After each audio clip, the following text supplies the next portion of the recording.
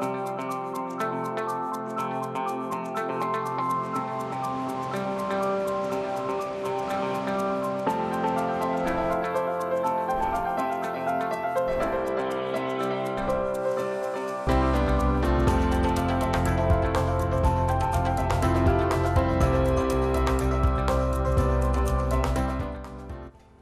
afternoon. Thanks for joining us Across the Fence. I'm Fran Stoddard. We're in the in-between seasons right now. Officially, it is spring, but given the recent weather, it seems like we're still stuck in winter a little bit, or maybe it's an extended mud season. Soon enough, however, we'll experience a steady climb in temperature, and that will spur the migration of reptiles and amphibians. To help us understand what will be creeping and crawling out of brumation, here's herpetologist Jim Andrews. The amphibians have been spending the winter either underground below the frost line or right in the leaves, where some of the species, 4 of our species, can actually just freeze and thaw, which is an amazing thing, that their hearts can stop and their lungs can stop and they can freeze and then thaw out, just add water and a little heat, and then they have to head downhill to get to those pools and ponds and beaver dams to lay their eggs.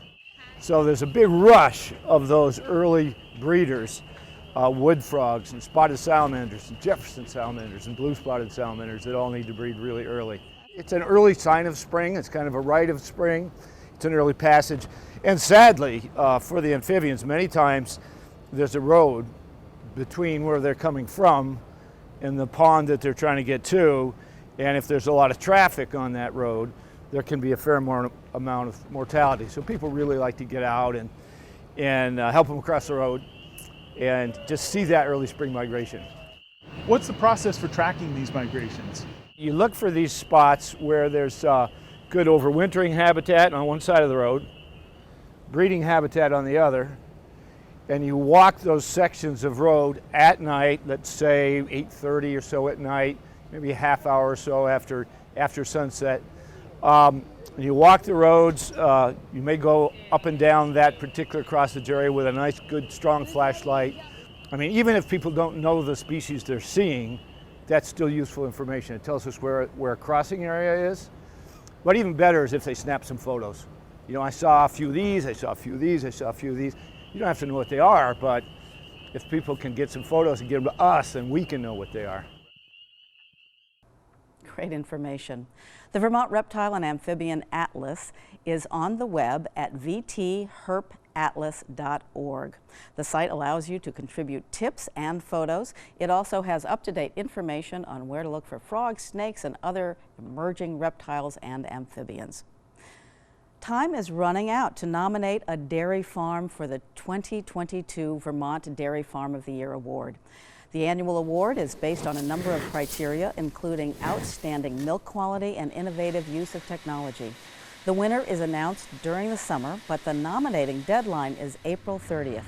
To nominate a farm for 2022, go to the website on your screen, uvm.edu/extension, and click on the link to Agriculture, and then follow the link to Dairy Farm of the Year. For a look back at the 2021 Dairy Farm of the Year Award winner, here's Keith Silva. This is McGarry Dairy in Enosburg Falls. The origin story of this farm begins as a University of Vermont Extension love story. Diane Cautelessa and Ed McGarry met when they worked for Extension in the 1980s. Me and Diane married in '87, and in '89 we rented a farm. After about 4 years, we felt we were in a position we could afford to buy a place, so we looked all over New York State and Vermont, and then this farm 3 miles up the road came up for sale. We ended up buying this one in '93.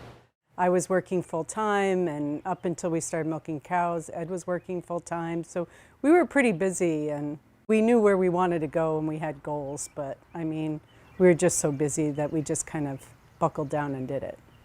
The McGarrys have built their business through planning, perseverance, and prudence. If you look around here, we aren't elaborate. If you see our parlor, I always laugh that when we're done with it, I think the Smithsonian's going to want it because it's so old. Museum piece or not, the family milks 115 cows in this parlor. That's small when compared to the average milking herd in Vermont, which numbers around 200 cows. The McGarrys are members of the Cabot Cooperative Creamery. But it's so nice to have them Diane here and in Ed person. help out when needed, but it's Brian, the couple's youngest child, who runs the operation and is a partner in the farm business. He graduated a few years ago from Virginia Tech with a degree in dairy science. Brian has always wanted a farm. When people would come here, like relatives from the city, my sister-in-laws and all would be like, God, Brian told me all about the farm.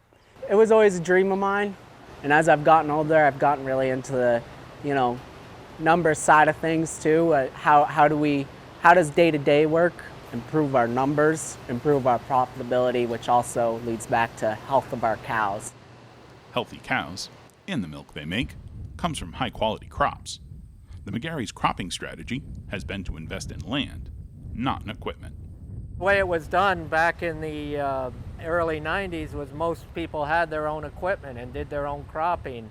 Diane and I, whenever we penciled it out, even to buy a mower or something, we would just say, wow, that's a huge expense for a piece of equipment we're going to use literally for 7-8 days out of the year, And so we could never justify that sort of expense. Custom cropping allows the McGarrys to hire out all their needs when it comes to the manpower and machinery needed to plant, fertilize, and harvest. They work with Scott Magnon's custom service in St. Albans to manage the farm's 200 acres. The cropping has a lot of perks. It frees us up to milk more cows more efficiently, so it keeps us busier year-round. It also gets a more uniform feed. We're doing a cutting in a day, so the feed is the exact same throughout our bunk. I take very seriously the term steward of the land and steward of the animals. I guess we try and be considerate neighbors. It means being a good neighbor to everyone, worldwide, if you can believe it. Soil health is so important. Like, to me, your land is such a limited resource. You've got to take care of your land. And anything you do to destroy your land, that takes years and years to recoup. You've just got to take care of what you've got. And it pays on so many levels, having better soil health, better crops, better feed for your cows. It's just such a win-win-win in so many levels. It actually is more profitable. We've seen yield increases with less inputs. We aren't using as many synthetic fertilizers, which take a lot of fossil fuels to produce. In fact, we have cut down on our synthetic fertilizers by about, I would guess, 8 tons a year. And we're using more of our nutrients that we have here and keeping them here without, we aren't losing them to the air or worse, water. The sod will cover the seed properly. Jeff Sanders is an agronomy specialist with UVM Extension. He works with the McGarrys and their custom operator to come up with a plan that is financially sound and environmentally conscious. The McGarrys have always been on board with being environmentally friendly farmers. To be doing it the right way and know you're doing it the right way has a lot of value for the farming community, and it also has a lot of value for the rest of the population at large. And it's important from a UVM perspective because this is where we see the things that we teach and the things that we educate people about hit the ground. And this is where it matters. It matters here. This is a beautiful no-till field of corn. It's been a long road. We figured a lot of stuff out over the last 10 years, and now this is normal. 10 years ago, this was not normal. But as things evolve and get better, we get better results. And they've been in it from the beginning, so this is what we expect. We aren't amazed at this, this is what we expect. A reporter once asked a farmer if he had been farming all his life. The farmer smiled at the reporter and said, "Well, not all my life." According to the nonprofit American Farmland Trust, the average age of a Vermont dairy farmer is 57. Ed and Diane haven't farmed all their lives, but they've never stopped thinking about the future of their farm. Me and my wife have always felt we wanted to enjoy retirement, We've worked hard, we wanted to enjoy, so we've always tried to invest in retirement. And so when my son was pretty certain he wanted the farm, we were pretty set up for it as far as retirement. It was just a matter of going to the lawyers and getting it formalized. We hired a team of lawyers that each had their specialty, but they worked together. I don't want to say that we did this thing 3 years ago and now it's done. It's always evolving as things change. As Brian's been here longer, we'll probably tweak it and redo it some. I think the thing that makes transition most successful is interest in that incoming generation.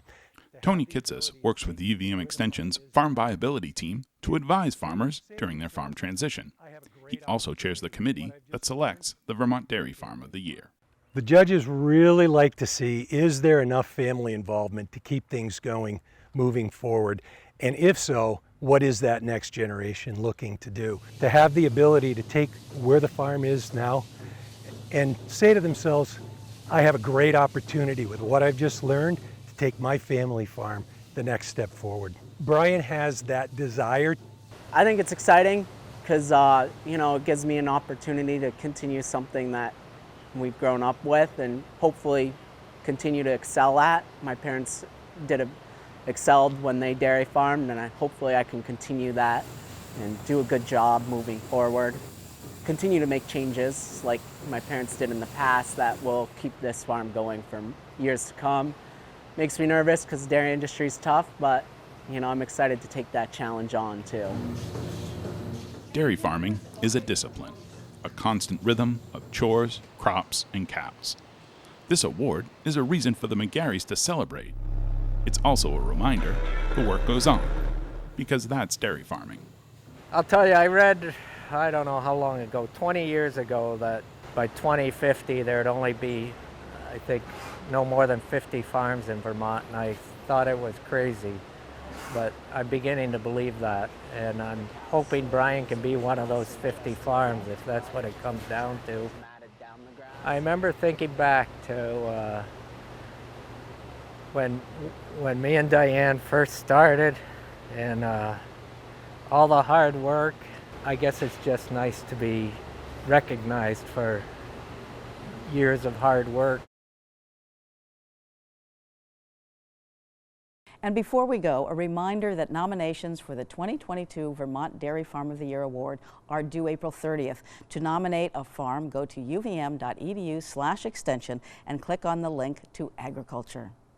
And once again, thank you for joining us across the fence. I'm Fran Stoddard. Stay well.